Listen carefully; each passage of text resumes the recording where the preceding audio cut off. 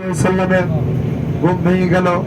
ঘুম যখন ভেঙে গেল, নবী বলছে, আবু বকর তুমি কাঁদতেছো কেন?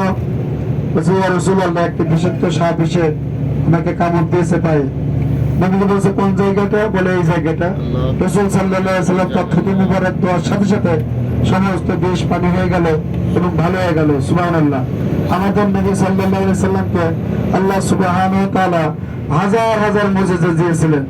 আমাদের নবীর এত মুজিজা ছিলেন যে তার থুতু মুবারক লাগার সাথে সাথে আবু বকর ভালো হয়ে গেল। ইনশাআল্লাহ সেই পাহাড়ের কাছে আমরা যাচ্ছি, অনেক বড় একটা পাহাড়।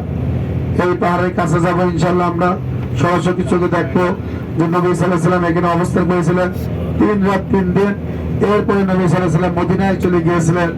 মদিনায় যেয়ে কি কি করেছেন আমরা ইনশাআল্লাহ মদিনায় যেয়ে সে বর্ণনাগুলি করবো।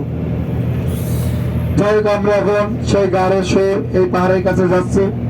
এখান থেকে আমরা জিয়ারা শেষ করে আমরা উকুফে আরাফা, আরাফাতের ময়দান যেটা হজের মাঠ, সেই আরাফাতের ময়দানে যাওয়ার পথে আমরা উম্মুল কুরআন ইউনিভার্সিটি দেখবো।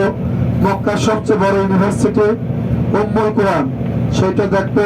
এরপরে আছে আব্দুর রহমান সুদাইস, কাবার শ্রেষ্ঠ ইমাম, তার বাড়িটা আছে বিশাল বাগান বাড়ি, সেটাও দেখবো।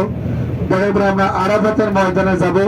ওখানে আছে জাবালুর রহমত, যে পাহাড়টি আদম আলাইহিস সালাম আলাইহিস সালাম 350 বছর পরে কান্নাকাটির পরে ওই পাহাড়ে অবস্থান করেছিলেন। এই পাহাড়টা প্রায় 5 লাখ মান উঁচা। আপনারা চেষ্টা করলে উঠতে পারবেন ইনশাআল্লাহ। সিঁড়ি করে দেওয়া হয়েছে এবং তার কাছে যাব, আমরা দোয়া করব। রহমতের পাহাড়, জাবালে রহমত বলা হয়, এটা আরাফাতের মধ্যে অবস্থিত। তার পাশেই আছে মসজিদে নামিরা। মসজিদে নামিরা হজের খুতবা হয়, বছরে একটা দিন খোলা হয়। 1 বছর পরে মসজিদটা খোলা